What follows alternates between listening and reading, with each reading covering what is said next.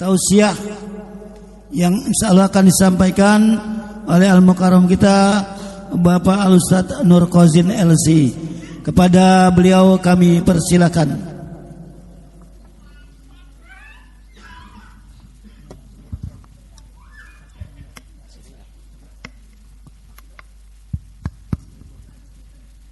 Ya, bismillahirrahmanirrahim. Assalamualaikum warahmatullahi wabarakatuh. Alhamdulillahi rabbil alamin. Wassalatu wassalamu ala habibi rabbil alamin Sayyidina wa maulana Muhammadin wa ala alihi wa ashabihi ajmain. Amma ba'du, yang sama-sama kita muliakan Ketua DKM Pak siapa? Oh, Pak Eko ini, Pak Eko. Kemudian Bapak Ustadz yang ada, Bapak Asatid di sini, Pak Ustadz siapa saja? Pak Ustadz Maskur, Ustadz Zuhdi dan para asatid semua ustadzah, para sesepuh, mungkin ada RT RW, enggak ada kali ya RT RW ya? Oh, ada Pak RT. Kemudian hadirin hadirat yang dimuliakan Allah Subhanahu wa taala. Alhamdulillah pada sore hari ini kita bisa berkumpul untuk melakukan acara taftirus shaimin, iftar berjamaah. Semoga yang menjadi donatur dapat berkah dari Allah Subhanahu wa taala. Semoga juga yang menerima iftarnya, kita ini kan bakal menerima iftarnya, insyaallah juga mendapat berkah dari Allah Subhanahu wa taala. Amin. Hadirin hadirat yang dimuliakan Allah Subhanahu wa taala, saya hanya ingin bercerita kemudian ngambil ibrahnya. Imam Hakim meriwayatkan dengan sanad sahih juga para a'imah yang lain, sebuah riwayat yang lumayan banyak kalau digabung-gabungkan seperti ini. Jadi suatu saat baginda Nabi sallallahu alaihi wasallam berkunjung ke Badui. Tahu istilah Badui ya? Badui itu bahasa Arab sebenarnya. Kemudian dijadiin bahasa Indonesia ya. Ya. Jadi sebenarnya Badui itu bahasa Arab. Badu. Dalam Quran juga ada istilah Badu. Waja'a bikum minal badu. Badu itu ke pelosok pedalaman. Nah, baginda Nabi datang ke pelosok ke pedalaman. Di sana beliau dijamu. Tahu dijamu maksudnya ya? Dimuliakan, namanya tamu gitu ya. Dimuliakan, dikasih hidangan, dikasih minuman, dikasih makanan, dikasih tempat singgah oleh orang Badu. Nah, kemudian sudah selesai hajat baginda Nabi, pamit pulang. Kata baginda Nabi sallallahu alaihi wasallam, nanti kalau sampean itu apa bahasa kita ya? Kamu gitu ya. Nanti kalau sampean datang ke kota, ke Madinah maksudnya, tolong sampeyan ganti berkunjung ke rumah saya, kata Nabi gitu. Ya, kata yang orang Badu tadi itu, kata orang Badui tadi, ya siap insyaallah. Rasulullah pulang.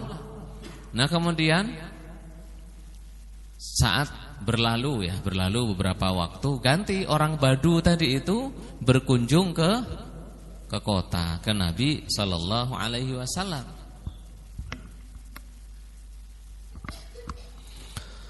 Beliau mampir ke rumah baginda Nabi sallallahu alaihi wasallam, ganti mampir. Dulu baginda Nabi yang mampir, sekarang siapa yang mampir? Orang Badui. Datang ke baginda Nabi, ganti oleh baginda Nabi disuguhin. Ya kalau zaman sekarang ya mungkin ada ST kayak gini gitu ya. Ada kurma, ada susu gitu ya. Makan, di sana kan ada makanan khusus ya, makan makanan Arab gitu, disuguhin. Selesai makan, sebelum pamitan, baginda Nabi sallallahu alaihi wasallam nyuruh orang Badui ini untuk minta, salni hajatak, sal hajatak. Kata baginda Nabi, mintalah keperluanmu apa kepadaku selama aku bisa minta. Gitu. Ini orang Badu mintanya gini, saya minta kendaraan seperangkatnya, unta. Jadi minta unta yang sudah bisa untuk jadiin kendaraan. Karena enggak semua unta itu bisa dinaikin. Jadi kata dia, saya minta unta yang sudah siap untuk dinaiki seperangkat, sudah ada tempat untuk naiknya gitu ya, ada pelanannya, ada talinya apa gitu. Ya, kata baginda Nabi, atihi rahilah, kasih dia, kasih. Dikasih. Kemudian kata baginda Nabi, salni, minta lagi. Gitu. Orang ini minta, saya minta kambing. Kambing yang sudah ada susunya. Jadi orang Arab itu paling seneng susu kambing. Jadi diperes sendiri gitu, diperes. Jadi dia minta, saya minta kambing yang sudah siap perah. Kata baginda Nabi, atihi, kasih dia. Terus disuruh minta lagi. Salni, minta lagi. Kata dia, saya minta budak perempuan yang bisa bantu pekerjaan istri saya. Minta gitu. Kata baginda Nabi, atihi, kasih dia, kasih, dikasih. Terus disuruh minta lagi. Mintanya itu ya perkara kayak gitu. Minta perkara dunia, terus minta perkara dunia terus. Lalu baginda Nabi SAW ngasih apa ya? Ngasih nasihat. Ayajuzu ahadukum antakuna misla ajuz Bani Israel. Apa kalian itu tidak bisa seperti nenek-nenek Bani Israel? Ini saya cerita nenek-nenek Bani Israel zaman dulu, ketika mereka masih beriman ya. Enggak seperti Bani Israel sekarang sudah jadi kafir gitu ya. Di mana di Israel ini membunuhin orang-orang Islam. Ini saya cerita zaman dulu. Kata Nabi, apa kalian tidak bisa kalau minta itu seperti permintaan nenek-nenek Bani Israel? Di sini ada nenek-nenek enggak? Atau semuanya nenek-nenek? Semuanya nenek-nenek. Iya, kalau ada nenek-nenek berarti ada kakek. Ini semuanya kakek kayaknya ya. Iya, semuanya kakek kecuali yang sedikit ya. Semoga semuanya panjang umur ya. Saya ya semuanya masih muda di sini semoga bisa ngerasain jadi kakek bahkan jadi buyut. Amin dalam kondisi sehat. Terus para sahabat nanya, "Ya Rasulullah, itu gimana ceritanya?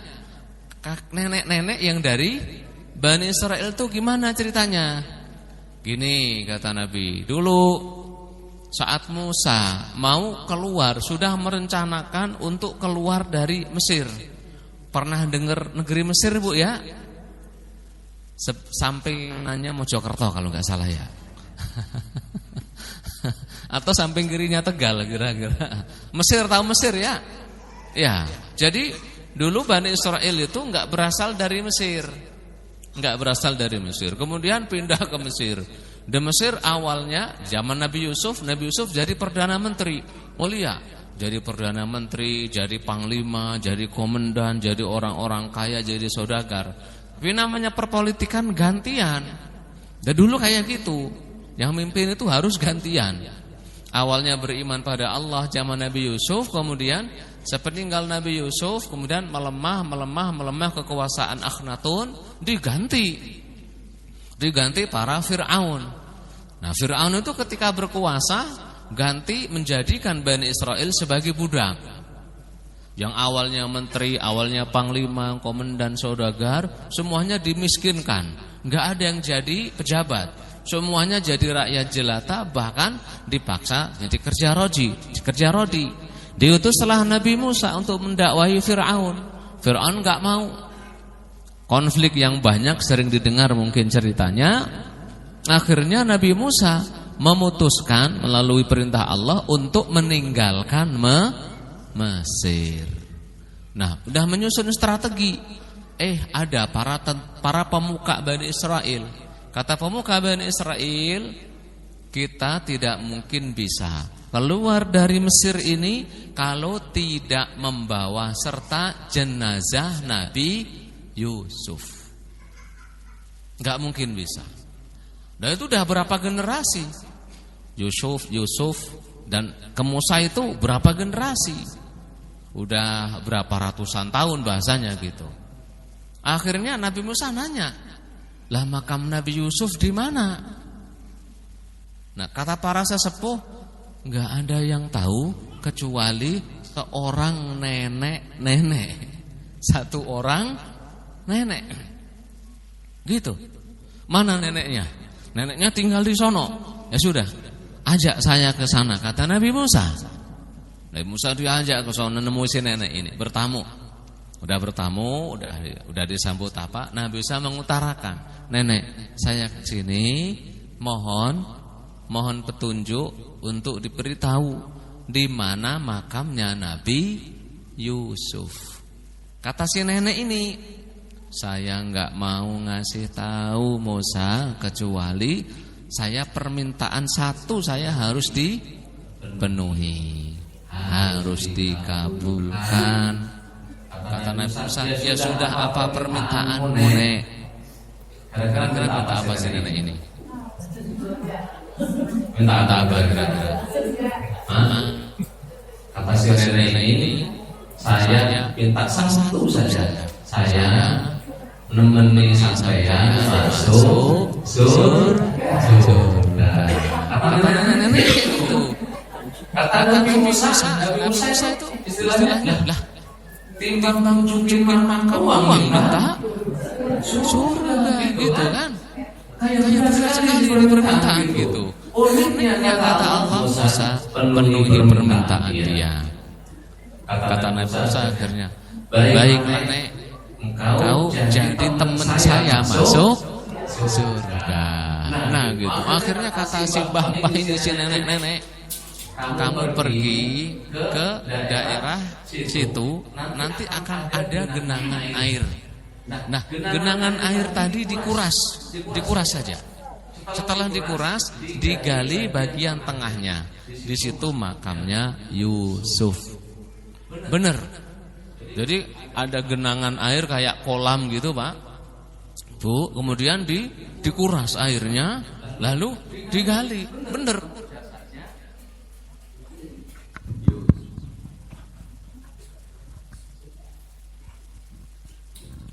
Ketemu jasadnya Nabi Yusuf, digali itu. Walhasil jasadnya masih utuh, namanya Nabi kan. Kata Rasulullah SAW, Allah mengharamkan kepada tanah, kepada bumi untuk makan jasad para nabi. Masih utuh, digali masih utuh, dibawa serta, baru bisa keluar dari Mesir. Udah gitu ceritanya. Selesai ceritanya. Maksudnya terus apa? Udah butuh minum ini kayaknya saya. Bentar ya. Iya. Coba kita ambil pelajaran dari cerita tersebut ya. Ini aja sudah bisa kayaknya. Apa pelajarannya? Pelajaran utama, ya Allah.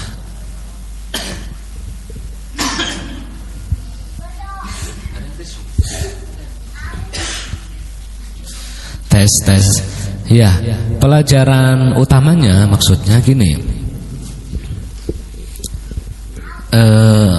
Kalau ada kesempatan gitu, kita mudah untuk dapat surga, jangan cari yang lain dulu. Karena Nabi tadi kan nyuruh sahabatnya minta, ayo minta apa gitu. Nah, ternyata si Badui tadi mintanya unta, gitu ya. Cek, mintanya kambing, mintanya pembantu, mintanya macam-macam. Padahal kalau dia mau tinggal minta gitu maksudnya ya. Ada momennya.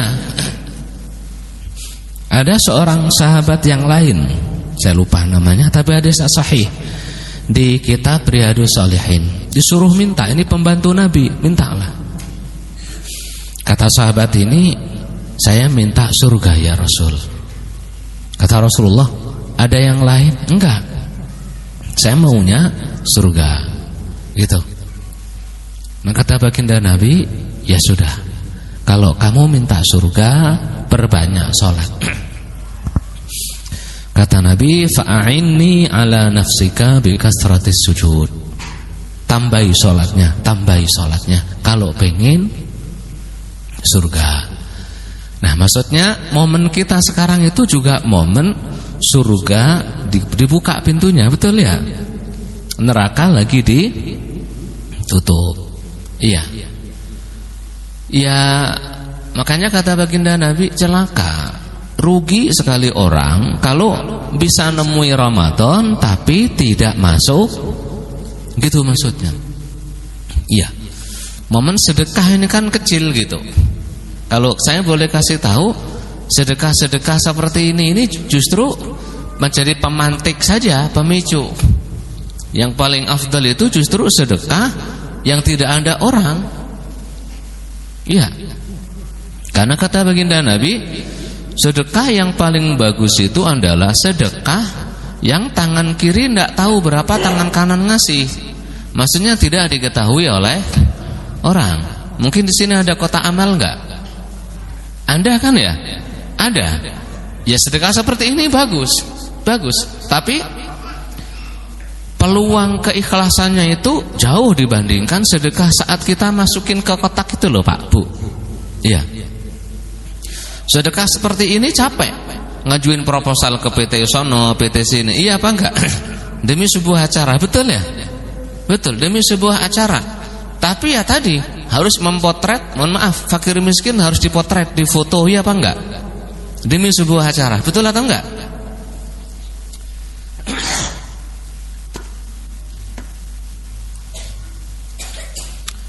Dan jadi fakir miskin difoto itu berat. Betul Bu? Betul atau enggak? Nerima sesuatu difoto itu berat atau enggak Bu? Tapi kalau enggak diterima kita butuh duit, betul ya? Betul. Kalau enggak diterima kita butuh duit. Kalau diterima ya nanti diketahui oleh banyak orang bahwa saya orang miskin, betul ya? Iya. Tapi ya itulah kondisi kita gitu. Makanya ini bulan penuh rahmat, ya penuh kasih sayang. Istilahnya jangan sampai ya sebisa mungkin, maksudnya kita ini meraih surga di bulan Ramadan. Kata baginda Nabi, celaka orang yang menemui Ramadan tapi tidak bisa meraih surga. Apalagi sebentar lagi kita masuk yang namanya 10 hari terakhir. Sebisa mungkin setiap hari kita sedekah.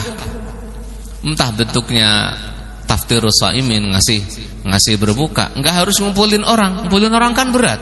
Udah ngumpulin orang, namanya ngumpulin orang gitu kan ya. Itu kan kita semua tamu, betul Bu ya? Pak, betul ya?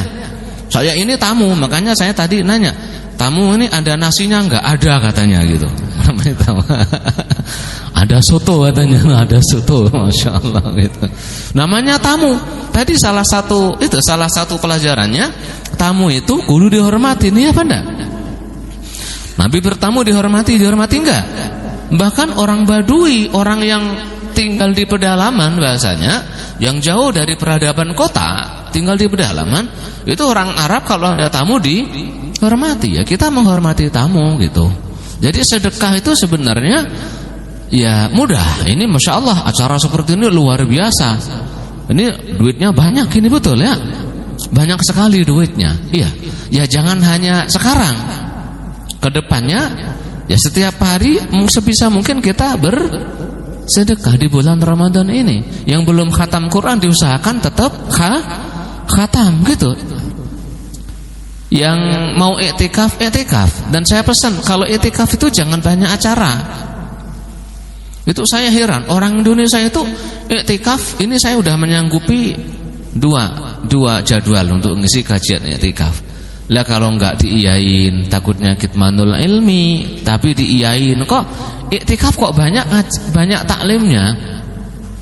Yang dipraktekkan Nabi itu i'tikaf, itu dipraktekkan sampai sekarang di Masjid Nabawi, Masjidil Haram. Enggak ada kajian. I'tikaf itu adanya zikir, doa, salawat, baca Quran, salat, gitu. Terus gitu terus. Capek zikir kan banyak. Subhanallah, astagfirullah, la ilaha illallah, la haula wala quwata illa billah, Allahu akbar, alhamdulillah. Itu semuanya zikir, perbanyak ketika i'tikaf. Capek baca Quran, capek lagi doa, capek lagi Sholat semampunya, sholat. Jangan kebanyakan acara. Ya sebenarnya Ustadz juga senang kalau diundang gitu. Iya, tapi ya kurang tepat. Wong itikaf kok malah kebanyakan taklim, ba'da subuh taklim, duha taklim, ba'da zuhur taklim, menjelang berbuka taklim, nanti tarawih taklim, ba'da tarawih. Lah kapan sampean baca Quran gitu loh. I'tikaf itu fokus untuk beribadah. Taklimnya, lah para ulama itu zaman dulu kalau 10 hari terakhir, jangankan 10 hari terakhir, Ramadan kagak ada taklim. Iya, sama di Saudi itu saya 7 tahun di sana, kalau Ramadan enggak ada taklim, Pak Bu. Ya cuma orang Arab itu kan mau Ramadan enggak Ramadan rajin ke masjid itu ya. Repotnya kan negeri Wakanda, saya enggak ngomong Indonesia, Wakanda ya. Negeri Wakanda itu kalau enggak Ramadan enggak mau ke masjid. Makanya kata pengurus masjid, mumpung mau ke masjid ceramahnya aja gitu, biar sampai kekenyangan ceramah. Gitu ya. Iya, jadi nemu momennya, ketemu Nabi, momennya minta surga, jangan minta yang lain, maksud Nabi gitu. Nah kita juga ini Pak Bu, apalagi mohon maaf, yang kita sudah mulai menginjak kepala 40 ke atas. Jadi orientasinya itu jangan dunia terus, gitu ya. Apalagi yang sudah ada 50 tahun, Pak, ada ya? Ada 50. Ada 50 tahun, mungkin bahkan ada 60 tahun. Pak Khairul berapa, Pak? 57. Masya Allah udah 50 tahun, udah mau 60 tahun. Nenek-nenek yang sudah apa ya, sudah tua-tua gitu, maksudnya udah nggak kirim nyari duit untuk biaya sekolah, udah enggak kan gitu. Itu ayo mulai mikir akhir, maksudnya gitu ya. Ya meskipun akhirat jadi pikir semua gitu. Cuma kalau masih muda kan mikirin biaya sekolah anak gitu ya. Kalau kayak Pak Eko ini mikir kawin lagi juga kayaknya ya. Oh enggak ya. enggak ternyata enggak. Iya. Iya. Jadi yang ya ayo 5 menit lagi. Maksudnya ya kita doa. Ramadan ini bulannya doa, betul ya? Doa. Langsung 2 saya, Pak. Masya Allah ya. Langsung 2. Ya maksudnya ya ada momen di mana kita nggak selalu minta dunia. Boleh. Minta rumah ke Allah boleh? Boleh. Minta mobil ke Allah boleh? Boleh. Minta kerjaan ke Allah boleh. Bahkan yang belum punya istri, belum punya suami, minta pasangan hidup ke Allah boleh? Boleh. Minta menantu ke Allah boleh? Boleh. Tapi ya jangan semuanya ke dunia terus. Disainlah. Ada untuk minta akhirat. Kan kata Allah, wa minhum man yaqulu rabbana atina fid dunya hasanah wa fil akhirati hasanatan wa qina adzabannar. Nah gitu. Ini momennya, momen kapan lagi kita mau ngebut ibadah kalau nggak di Ramadan gitu. Karena orang kalau di Ramadannya aja males, apalagi di luar.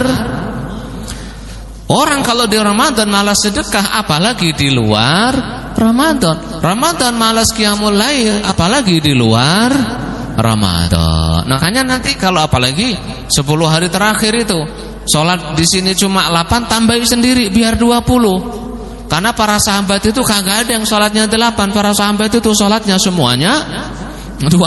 Bahkan tabi'in itu sampai 36 di Masjid Nabawi ya. Masyarakat cuma kuat 8 ya enggak apa-apa, kita tambahi sendiri. Momennya mumpung di bulan Ramadan, apalagi di 10 hari terakhir yang ada malam apa namanya?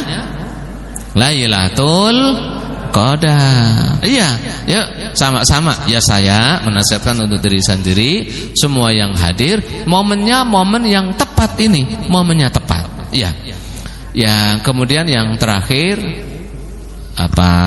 pelajaran terakhir dari kisah tadi, jangan kaget kalau masalah perpolitikan, kekuasaan, manusia itu juga berganti-ganti wataknya. Bani Israel dulu itu bangsa pilihan. Iya. Wa faddalnahum ala katsirin minal alamin. Dan kami lebihkan Bani Israel itu di antara banyak bangsa. Tapi setelah jadi bangsa terpilih, sekarang jadi bangsa terlaknat. Iya, Banda? Iya, kenapa? Karena jauh dari Allah Subhanahu wa ta'ala. Perpolitikan itu silih berganti. Awalnya yang berkuasa si fulan, ganti si fulan. Selama-lamanya orang berkuasa, akan ada saatnya dia pasti harus diganti. Iya apa enggak? Ya harus seperti itu. Harus. Makanya jangan kaget kalau Anda orang awalnya baik jadi buruk, awalnya buruk jadi baik. Makanya sebisa mungkin salah satu doa yang selalu kita lantunkan, selalu kita senandungkan adalah Allahumma ya muqallibal qulub tsabbit qulubana ala dinik, ala ta'atik. Semoga Allah menjaga keimanan, keislaman, ketaatan kita juga, keluarga dan seluruh keturunan kita dalam umur yang panjang, dalam sehat dan taat. Wallahul muwaffiq ila aqwamit thoriq. Wa'alafu minkum. Wassalamualaikum warahmatullahi wabarakatuh. Ya, mari sama-sama kita menundukkan hati kepada Allah Subhanahu wa taala. Semoga hajat-hajat yang kita inginkan, baik urusan dunia selama itu baik, selama ridha Allah di situ dikabulkan oleh Allah Subhanahu wa taala. Urusan akhirat juga semoga kita termasuk bersama umat yang membersamai baginda Nabi ikut ngantri masuk surga. Amin. Dan semoga saudara-saudara kita di Palestina segera Allah beri kemenangan, segera Allah hentikan peperangan. Ala hadhihi niyyah kullu niyatin salihah. Al-Fatihah. A'udzubillahi minasyaitonir rajim. Bismillahirrahmanirrahim. Alhamdulillahirabbil alamin. Arrahmanirrahim. Maliki yaumiddin. Iyyaka na'budu wa iyyaka nasta'in. Ihdinas siratal mustaqim. Siratal ladzina an'amta 'alaihim ghairil maghdubi 'alaihim waladdallin. Amin. Bismillahirrahmanirrahim. Alhamdulillahi rabbil alamin. Hamdan yuwafi ni'amahu wa yukafi'u mazidah. Allahumma shalli ala habibina wa nabiyyina maulana Muhammad wa ala alihi wa ashabihi ajma'in. Allahumma inna nas'aluka fi'lal khairat wa tarkal munkarat wa hubbal masakin wa ghnina bihalalika an haramik wa bi ta'atika ma'asik wa bika ma siwak wa la takilna ala anfusina tarafata 'ain. Allahumma la tad'a lana fi hadzal majlis dhanban illa ghafartah wa la hamman illa farajtah wa la daynan illa qadaytah wa la maridan illa shafaitah. Rabbana ij'alna wa ahlana wa dhurriyyatina min ahli al-ilmi wa ahli al-khair waj'alna wa iyyahum min ahli al-Qur'anil karim. Rabbana atina fid dunya hasanah wa fil akhirati hasanah wa qina adzaban nar. Subhana rabbika rabbil izzati amma yasifun wa salamun alal mursalin alhamdulillahi rabbil alamin.